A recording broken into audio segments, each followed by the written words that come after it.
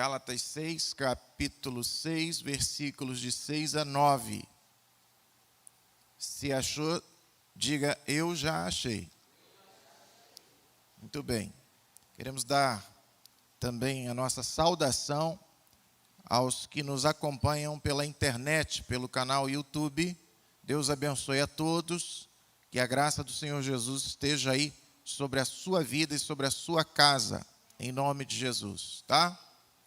Pois bem, leitura de Gálatas 6, de 6 a 9, diz assim: mas aquele que está sendo instruído na palavra, faça participante de todas as coisas boas aquele que o instrui. Não vos enganeis, de Deus não se zomba, pois aquilo que o homem semear, isso também ceifará. Porque o que semeia para a sua própria carne, da carne colherá corrupção, mas o que semeia para o Espírito, do Espírito colherá vida eterna. E não nos cansemos de fazer o bem, porque a seu tempo ceifaremos, se não desfalecermos. Amém?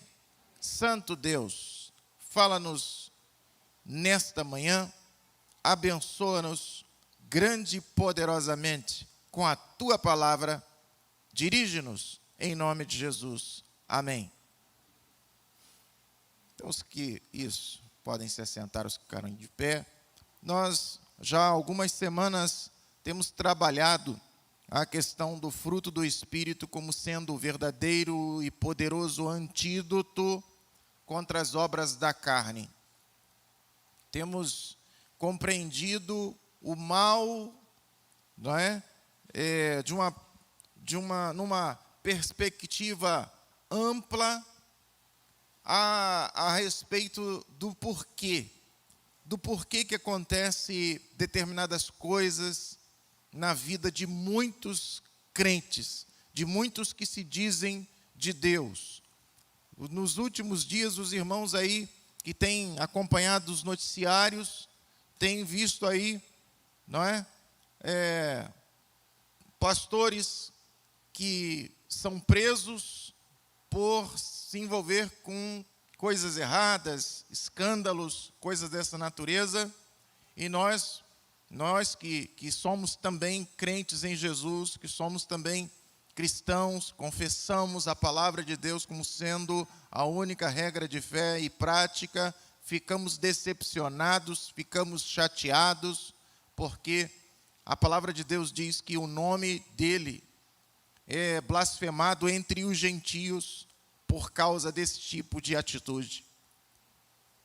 Porque as pessoas começam a falar mal da igreja do Senhor Jesus. A igreja do Senhor Jesus é a noiva. E às vezes a gente fica se perguntando o porquê. Por que essas coisas acontecem? A gente sabe que essas coisas não deveriam acontecer, mas por que acontecem? Acontecem porque o que está no comando, sempre que acontece coisas dessa natureza, pode ter certeza, o que está no comando da vida de tais pessoas é a sua velha natureza, é a sua carne, porque isso não é fruto do Espírito, de jeito nenhum, não é? Então, para que isso também não venha acontecer nas nossas vidas, para que nós não sejamos motivos de escândalo, para que nós não venhamos decepcionar a igreja, para que nós não venhamos entristecer o próprio Espírito de Deus que em nós habita, nós precisamos o tempo todo estar certo de que a nossa velha natureza se encontra crucificada, conforme lemos no texto do capítulo anterior. Aqueles que são de Cristo Jesus crucificaram a sua carne com as suas paixões e concupiscências. Se a nossa carne estiver realmente crucificada e se nós estivermos produzindo o fruto do Espírito, estas coisas jamais acontecerão nas nossas vidas.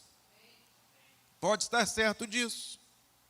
Então hoje eu quero refletir com os irmãos sobre o seguinte tema: os 3 P's de Paulo. Amém?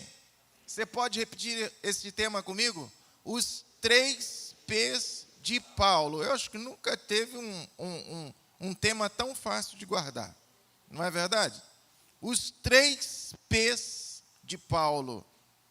Evidentemente, Paulo é o autor desta epístola aos Gálatas, e nós já explicamos aqui o pano de fundo sobre o porquê que Paulo escreveu a esses irmãos, explicando e falando tudo o que ele falou.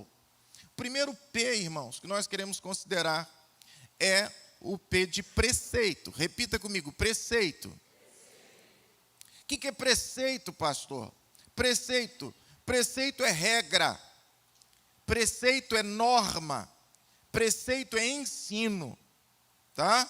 Então, preceito é aquele ensino básico. É aquela norma. É aquilo que nós conhecemos como sendo fundamental numa determinada organização. Neste caso aqui, um ensinamento básico da palavra de Deus para todos nós. Versículo 6, olha lá.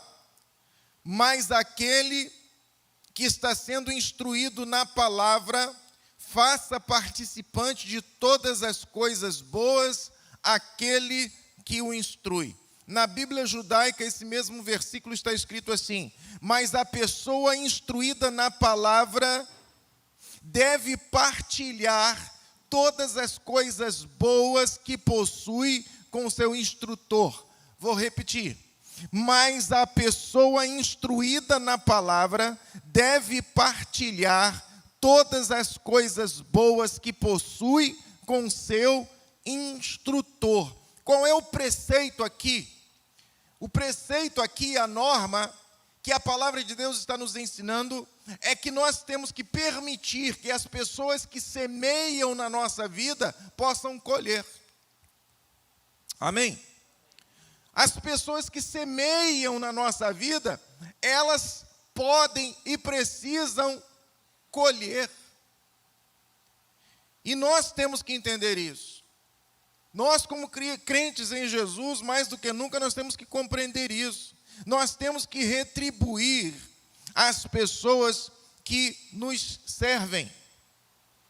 Nós temos que retribuir aos que semeiam em nossas vidas. Nós devemos aprender essa norma para tudo na vida, em todas as áreas. Ora, irmãos, veja, todos nós aqui somos frutos de um semear e um colher. Todos nós aqui somos consequência de uma semente plantada e nós somos os frutos desta semente que foi plantada. Você já ouviu falar na palavra sêmen? Todos nós aqui somos fruto de um sêmen, ou seja, de uma semente. Nosso pai semeou, colocou uma semente no útero da nossa mãe e nós somos esta colheita. Vire para a pessoa que está perto de você, mesmo que ela não esteja muito perto, mas diga para ela: você é fruto de uma semente. Todos, sem exceção aqui, todos nós somos frutos de um semear e um colher. E este é um princípio que tem que entrar na nossa vida. Quem semeia, colhe. Nós devemos aprender esta norma, nós temos que observar, temos que ter atitude de gratidão para com pessoas que nos ajudaram ao longo da nossa vida, ou que nos ajudam até hoje. Nós temos que olhar, olhar com calma. Quem são as pessoas que Deus tem utilizado, que tem semeado na nossa vida, que tem nos ajudado a viver melhor. e de alguma forma retribuir, de alguma forma permitir que estas pessoas tenham uma colheita de toda a semente que elas já plantaram nas nossas vidas. Irmãos, esta semana eu acordei com um pensamento assim, eu falei com a Rose, falei, Rose, eu estou me sentindo assim tão mal, porque eu me lembrei de uma família. Nós estávamos na sala de reuniões, lanchando, jantando, depois do culto, quando Azaf Borba esteve aqui conosco, à noite, estávamos lá. E aí começamos a falar sobre essas questões desses transtornos mentais que tantas pessoas têm sido acometidas. E eu falei que na minha adolescência eu sofri muito com um transtorno que eu não sabia na época o que era. Médico nenhum descobriu o que era na época. Porque esse diagnóstico, pelo menos aqui no Brasil, ainda não existia, ou se existia, a maioria dos médicos desconheciam, que era o tal de hoje tão conhecido síndrome do pânico, ou transtorno do pânico. Irmãos, uma sensação terrível. Quem já passou por isso, ou quem passa por isso, não é? Sabe o que eu estou falando. É uma sensação assim, parece que você está tendo um treco. E você vai ao médico, o médico faz todos os exames e diz que você não tem nada. Como não tem nada? Cada exame que eu fazia que vinha normal era uma angústia maior ainda, porque ninguém descobriu o que eu tinha. E eu pensava que eu estava ficando louco. Então, se hoje síndrome de pânico é ruim, imagina na época em que eu era adolescente, quando não se sabia o que era. E eu passei anos enfrentando aquele troço. E o Azaf me perguntou assim, e como é que você saiu disso? E eu, para encurtar a conversa, falei assim, olha, eu fui catando cavaco. Fui catando cavaco até sair. E eu estava em casa de manhã, um dia de manhã eu acordei e falei assim, aí me lembrei de um casal que me ajudou, um pastor e sua esposa, abriram a casa deles para eu estar com eles toda segunda-feira, toda semana, segunda-feira, eu estava lá. Esse pastor foi pastor dessa igreja aqui há muitos anos atrás também, pastor Anísio, chamado, mais conhecido como reverendo Anísio. Naquela época a gente sempre chamava os pastores de reverendo Anísio. Ele abriu a casa dele segunda-feira, já não era mais pastor da nossa igreja, lá em Bangu, mas ele abriu a casa dele, toda segunda-feira eu ia para lá. E ele mesmo sem ser psicólogo, naquela época você achar um psicólogo, hoje você tropeça em psicólogos dentro da igreja, né? Naquela época, psicólogo na igreja era coisa do capiroto. Era inimigo da fé. Você imagina o que eu passei? Imagina. Então, esse pastor, mesmo sem ser psicólogo, ele fez o que ele podia para me ajudar. E eu falei, Rose, esse homem foi para a glória. Sua esposa partiu antes dele. E eu sequer voltei lá, depois de tudo isso, mesmo nesse tempo agora, voltei lá para fazer um agradecimento e levar alguma coisa para ele. Eu me senti tão mal. Sabe, depois que as pessoas vão embora, é que a gente se lembra, né? Depois que as pessoas vão para a glória, que a gente se lembra, se toca, fulano foi tão importante na minha vida. A gente não consegue honrar as pessoas que semeiam ou semearam na nossa vida, como deveríamos fazer. Mas isso é um preceito das Escrituras. Isso é um ensinamento básico nas Escrituras, que nós precisamos, irmãos, nós precisamos viver. Eu, sinceramente, não gosto muito de falar sobre esse versículo aqui, porque dá a impressão de que o pastor está pedindo alguma coisa para os membros, né? O pastor fala esse assunto assim, o pastor está precisando, o pastor está pedindo, né? Eu não gosto de falar sobre esse assunto, mas é um assunto que precisa ser ensinado, porque isso não é só na vida do pastor, é na vida de pai, na vida da mãe, é na vida de um tio que semeou na sua vida, é na vida de um professor, uma professora que foi tão importante, que se dedicou tanto por você. Veja, é um preceito. Aquele que está sendo instruído na palavra, especialmente na palavra, faça participante de todas as coisas boas aquele que o instrui. Então eu sempre fico muito grato, né? Muito grato a Deus por aqueles irmãos que já entenderam esse preceito, né? São irmãos que de vez em quando trazem alguma coisa no meu caso, né? Trazem alguma coisa para mim, e alguns trazem até escondido, né? Se trazem escondido é porque tem alguma coisa errada, não é verdade? Isso é um princípio de honra que a palavra do Senhor diz, e traz escondido para que os outros não vejam, para que os outros não fiquem falando, puxar saco. A pessoa, em vez de entender que a pessoa está cumprindo um princípio, começa a criticar o outro, então puxar saco.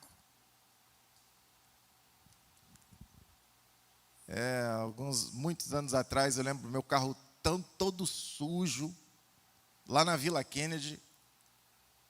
O irmão chega, olha assim meu carro, chama o filho dele, um adolescente, e diz assim: lava o carro do pastor.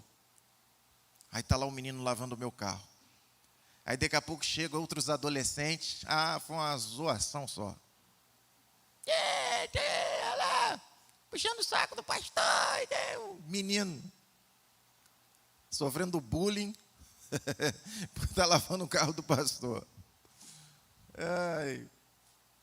Então, irmãos, é algo que nós precisamos aprender, honrar as pessoas que têm semeado na nossa vida, independente de quem sejam, tá? Eu fiquei muito honrado alguns meses atrás, um tempo atrás. Eu acabei de fazer um casamento e surpreso ao mesmo tempo. Quando eu terminei de fazer um casamento, os noivos me chamaram num canto. A noiva está aqui entre nós. Não vou dizer quem é. Ela não me autorizou. Me chamaram num canto, me deram uma caixinha. Uma caixinha, eu peguei, pastor, aqui para o senhor, muito obrigado e tal. Eu peguei a caixinha, coloquei no bolso e fui embora, agradeci. Quando cheguei em casa, abri a caixinha, tinha uma oferta lá dentro. E sabe, eu falo como o apóstolo Paulo, não estou preocupado com a doação, estou preocupado em a pessoa aprender o princípio. Amém? Porque, geralmente, quando as pessoas casam, elas estão tão felizes que o pastor, as pessoas só lembram do pastor no dia do casamento, geralmente, quando o pastor atrasa.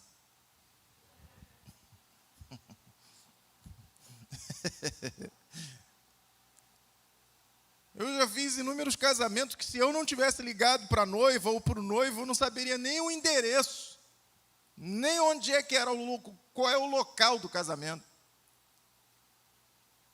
E nós, sabe, os noivos estão tão alegres, momentos de alegria parecem bons momentos para se esquecer. Não é verdade? Você já viu o ser humano quando ele está feliz da vida com alguma coisa?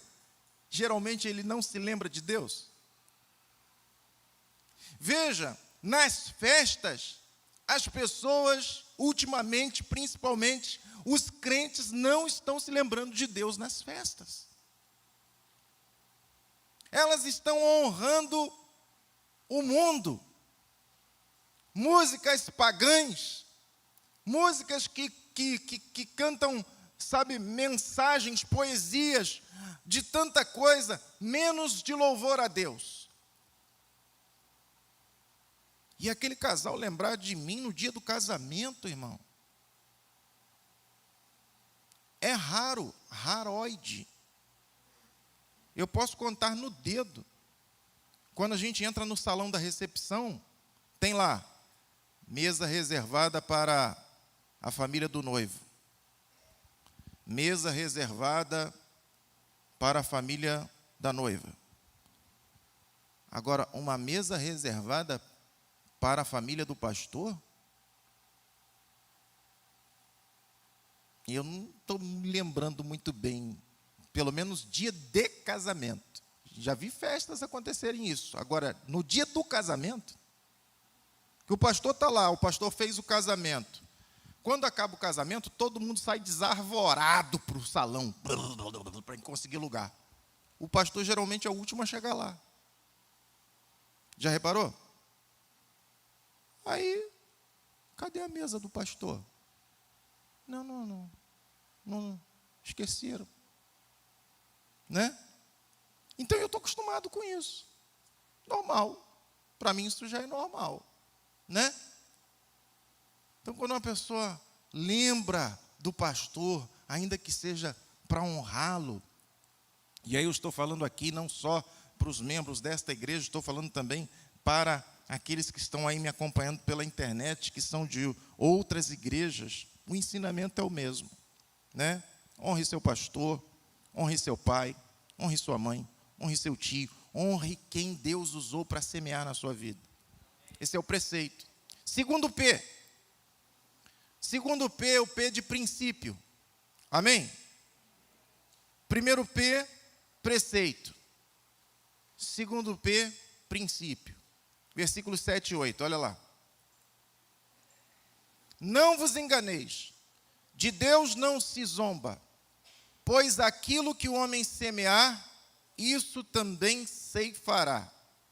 Porque o que semeia para a sua própria carne, da carne colherá corrupção. Mas o que semeia para o Espírito, do Espírito colherá vida eterna.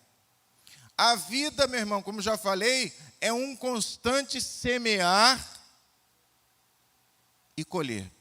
É um constante semear e colher. Agora, lembre-se, é um processo. Nesse mundo onde a gente quer tudo muito rápido, tudo tem que ser 4G. Outros estão doidos para chegar logo 5G. Né? Tem que ser tudo muito rápido. Lerdeza, sabe, os lerdos estão em maus lençóis nos nossos dias. Pessoas lentas, pessoas reflexivas, meu Deus, está fora desse mundo. Porque o que se exige é que as pessoas tenham rapidez. Tem que ser rápido no pensar, tem que ser rápido no falar, tem que ser rápido, tem que ser... o recado tem que ser dado rápido. Eu estava falando aqui de casamento. Aí você vai no casamento, a cerimonialista chama o pastor e diz assim: pastor, o senhor tem 15 minutos para fazer a cerimônia. Eu falei, que absurdo, meu irmão.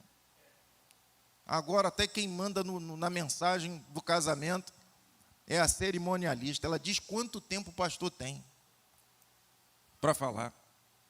E falaram isso para mim no casamento da filha de um pastor. Eu virei para o pastor e falei para ele assim, eu falei, olha, você que pagou o casamento, você que vai falar para ela aí, ó, você que decide com ela aí quanto tempo eu tenho para falar. Então, colhemos o que plantamos.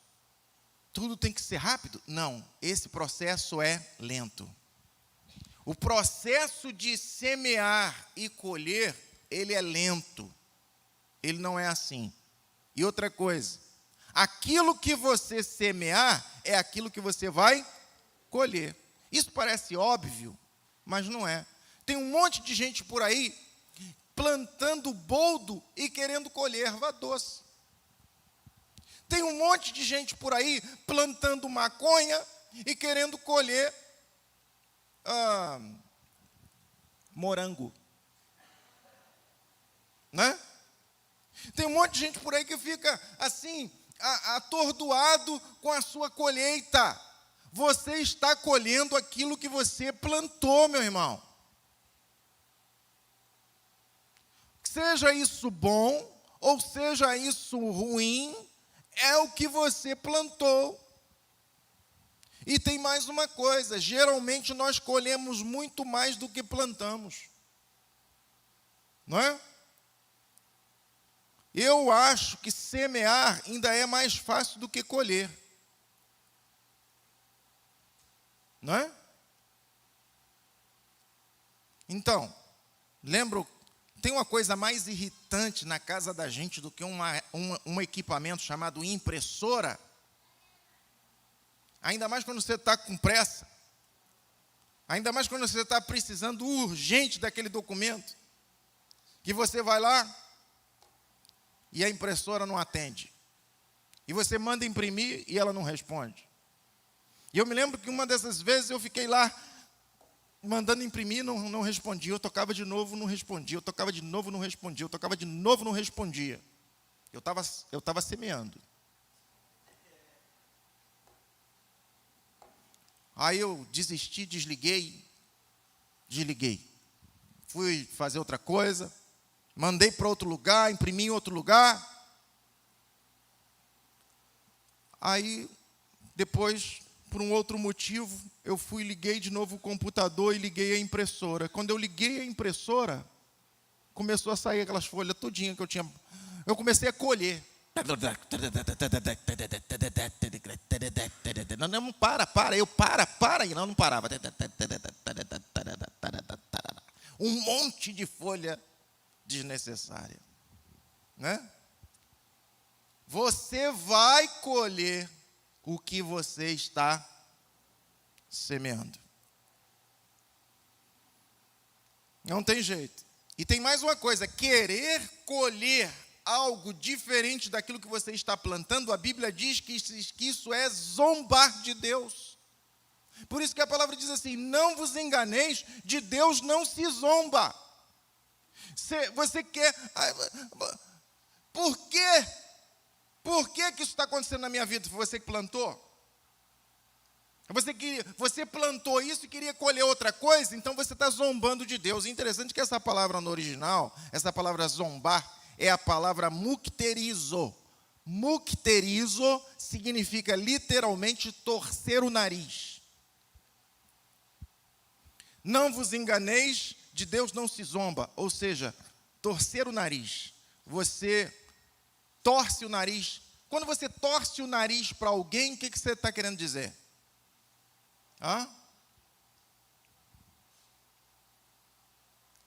Quando você vira para uma pessoa e fala assim,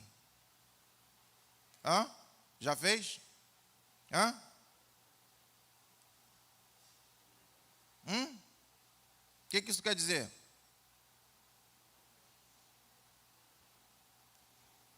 Você está fazendo pouco caso dessa pessoa.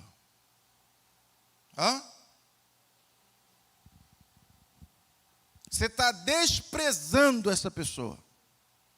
É exatamente isso que a gente faz com Deus quando a gente planta uma coisa e pensa que vai colher outra. Quem está anotando, você pode anotar aí, Semeie um pensamento e colherás uma ação. Semeie uma ação e colherás um hábito. Semeie um hábito, colherás um caráter. Semeie um caráter, colherás um destino. Semeie um pensamento, colherás uma ação. Semeie uma ação, colherás um hábito. Semeie um hábito, colherás um caráter. Semeie um caráter, colherás um destino. E a palavra do Senhor está nos dizendo aqui que a gente pode semear na carne ou a gente pode semear no espírito. Ou seja, a gente pode semear no terreno da carne ou a gente pode semear no terreno do espírito.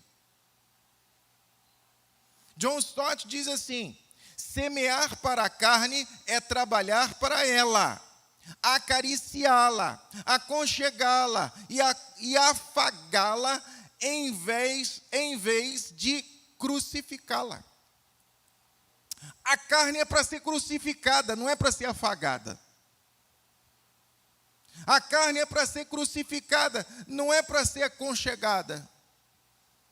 Não é para ser acariciada. As sementes são principalmente pensamentos e ações. São sementes que a gente lança. Quando você, por exemplo, anda com más companhias, mas o teu propósito não é alcançá-las para Deus, você está semeando na sua carne. Quando você, por exemplo, se oferece para ser tentado, sabe quando você vê que a tentação está ali, mas você chega bem pertinho, achando que você não vai cair, você está semeando na carne. Quando você, por exemplo, ao invés de resistir à tentação, você diz assim: dane-se, você está semeando na carne. Quando você procrastina em tudo, você tudo deixa para depois, tudo você deixa para amanhã, e amanhã vai deixar para depois de amanhã, você está semeando na carne. Quando você faz pequenas concessões para o mundo, achando que não tem nada demais, afinal de contas, você é jovem, jovem é outros papos, jovem tem que ter uma aparência de rebelde. Você está semeando na sua carne. Quando você flerta com a rebeldia, você está semeando para a sua carne. Quando você alimenta os desejos esses desejos da velha natureza, até que você despregue a sua velha natureza da carne. Quando você fica sintonizado com as más notícias o tempo todo, você está semeando na tua carne. Mas no espírito, quando você, por exemplo, se esforça em prol das disciplinas espirituais, você se esforça para orar, você se esforça para jejuar, você se esforça para ler a palavra, para meditar na palavra, você está semeando no Espírito. Quando você põe a sua vida em ordem, lembra da palavra do profeta para o rei? Põe em ordem a tua casa, porque morrerás e não viverás. Quando você põe em ordem, Deus gosta de ordem, eu já falei isso aqui. Quando você coloca a sua vida em ordem, você está semeando para o Espírito. Quando você pensa nas coisas lá do alto, você está semeando para o Espírito. Quando você participa dos cultos na casa de Deus, ou até mesmo pela internet, você está semeando para o Espírito. Quando você participa dos momentos de oração, você está semeando no Espírito. Ao invés de deixar para depois. Depois, o culto vai ficar gravado mesmo, depois eu assisto. Aí depois eu assisto. Passa uma semana, 15 dias, depois eu assisto. Já está na outra semana, já está no outro culto. Depois eu leio a Bíblia. E no outro dia, depois eu leio, e esse depois vai só passando. Você, ao invés de semear no Espírito, está semeando na carne. Graças a Deus, porque você está semeando no teu Espírito hoje aqui. Quando você pratica um ato de bondade, você está semeando para o Espírito. Quando você tem atitudes de gratidão, você está semeando para o Espírito. Então a nossa tarefa é dupla, meu irmão. Em primeiro lugar, evite semear na carne. Em segundo lugar, continue semeando no Espírito. Evite semear para a carne, continue semeando para o Espírito. E as consequências são: quem semeia para a sua carne, da carne colherá corrupção, ou seja, destruição. Mas quem semeia para o Espírito, qual é a consequência? Colherá o quê? Vida e paz, ou vida eterna. Terceiro P, promessa. promessa, versículo 9. Olha o que diz lá. E não nos cansemos de fazer o bem, porque a seu tempo ceifaremos, se não desfalecermos. É uma promessa. Amém? Não nos cansemos de fazer o bem, porque a seu tempo ceifaremos. Eu sei que muitos irmãos este ano passaram por dificuldade. Dificuldade financeira, luta, perrengue. Mas, irmãos, olha que coisa interessante. No ano da pandemia, essa igreja aqui nunca semeou tanto na vida de outras pessoas. No ano da escassez, essa igreja aqui nunca semeou tanto na vida de outras pessoas. A palavra do Senhor diz assim: não nos cansemos de fazer o bem, porque a seu tempo ceifaremos. Você vai colher, meu irmão, cada atitude boa. Você vai colher cada coisa boa que você fez esse ano. Você vai colher cada oferta que você deu. Você vai colher, meu irmão, toda atitude boa, benigna. Você vai colher, é promessa de Deus. Porque às vezes, irmãos, até fazer o bem, às vezes cansa. Até fazer o bem. Isso faz me lembrar, quando eu era pequeno, lá em Bangu, tinha um mendigo, que eu não vou falar o nome dele aqui, que alguns vão ficar assustados, né? O nome... Bom, vou falar o nome dele sim. Não vou falar não. Merdel. Era o nome do mendigo. Então, estava lá, eu só falei porque vocês pediram. Eu não ia falar. Então, estava lá. Aquele mendigo era uma piada. Ele passava pedindo comida, as pessoas faziam um prato de comida para ele e dava. Ele começava a comer, daqui a pouco ele dizia assim: se tivesse um tomatinho. Aí a pessoa cortava tomate e levava para ele. Aí ele comia. Daqui a pouco ele dizia: se tivesse aqui um ovinho frito agora. Aí a pessoa lá fritava, às vezes juntava um grupo de pessoas, fritava um ovo, colocava para ele, ele comia. Aí, daqui a pouco, se tivesse uma pimentinha agora, botava uma pimentinha no prato dele, ele comia. Quando ele acabava de comer, ele começava a xingar todo mundo. Essa comida tá uma droga, não sei o quê, que vocês são isso, que vocês são aquilo. Ele sempre fazia assim. Às vezes, até fazer o bem cansa. Não é? Entretanto, meu irmão, mesmo que as pessoas não reconheçam o bem que você está fazendo, continue. Continue. Sabe por quê? Porque você não está fazendo tão somente para as pessoas. Você está fazendo para Deus. Cada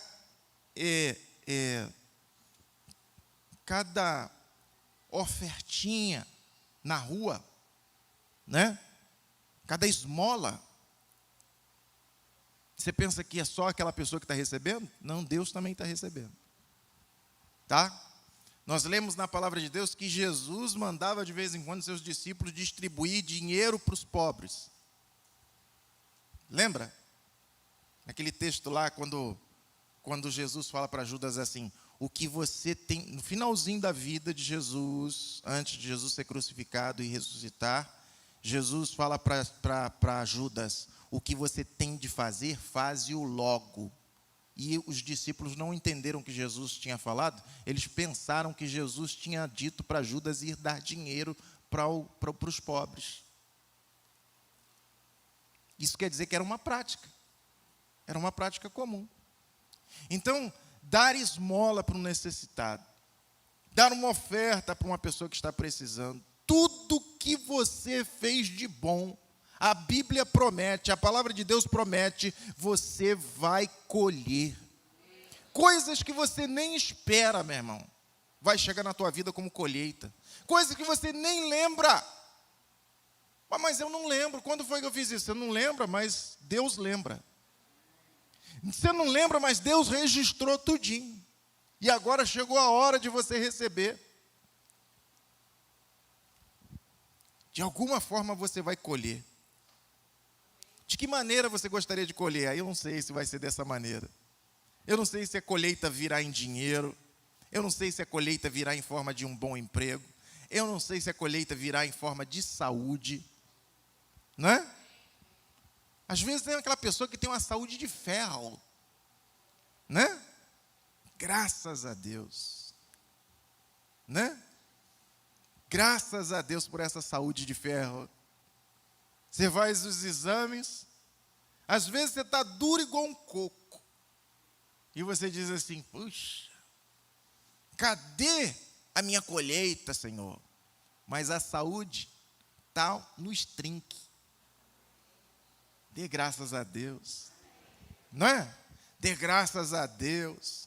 Você não tem que precisar gastar dinheiro. Tem coisa mais incômoda do que gastar dinheiro com remédio, meu irmão.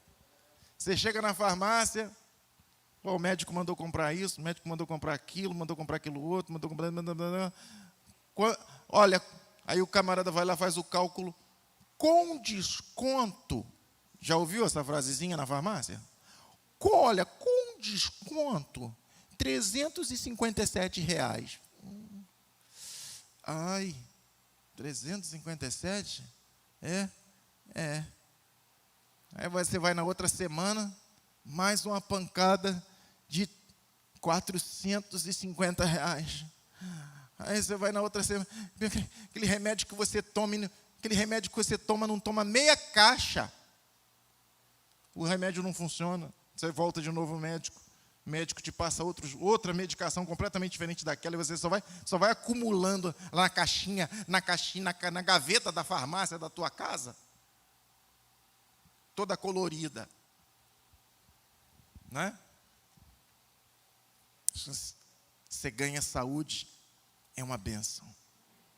Pense em cada atitude boa que você tomou nestes últimos meses.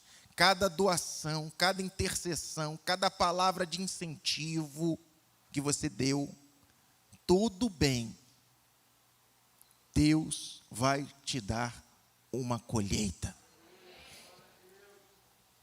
Você vai colher nas várias áreas da sua vida. E não só você vai colher, teus filhos vão colher coisas que você semeou. Teus filhos estão na graça aí, ó. Não é? Às vezes o filho está na bênção, está surfando, mas quem levantou a onda foi o pai, foi a mãe. Não é verdade? E a palavra do Senhor diz que são os pais que entesouram para os seus filhos. As bênçãos não vêm só sobre nós, vêm também sobre nossos filhos. Amém? Glória a Deus, meu irmão. Então, 3 P's para refletirmos hoje. Primeiro, preceito. Né? Aprenda a ser grato a quem semeia na sua vida. Segundo, princípio. Você vai colher aquilo que você semeia. Isso é um princípio, não tem jeito. Terceiro P, promessa. Deus tem uma promessa para você. Para cada atitude boa, uma colheita. Agora, só tem um adendo aí para terminar. Um adendo. Se não desfalecermos. Eu pensei até em colocar 4 P's. Que era o P de perigo. Entendeu? A mensagem inicialmente ia ser 4 P's de Paulo. E o último era perigo. Mas para você sentir que a mensagem ia ficar muito grande, eu tirei o último P. Eu quero apenas fazer um parêntese rápido. Perigo. Se não desfalecermos, você não pode desistir. Você não pode desanimar de fazer o bem. Amém? Você não pode desanimar. Você não pode desfalecer. Você não pode, ai meu Deus. Não, Deus, eu vou parar com tudo. Não pode parar, você tem que continuar. Amém? Vamos O ouvir. nosso vídeo acabou, mas a gente quer te agradecer muito por ter nos acompanhado até aqui. Antes de você sair, não se esqueça de inscrever-se no nosso canal, curtir esse vídeo que você acabou de assistir e clicar no sininho para ativar as notificações. Não se esqueça de marcar a opção Todas, assim todo vídeo novo que subir no nosso canal vai aparecer na sua barra de notificações. Nos acompanhe também nas nossas redes sociais, Igreja Presbiteriana de Piraquara, no Instagram e no Facebook. E compartilhe esse vídeo se você foi edificado.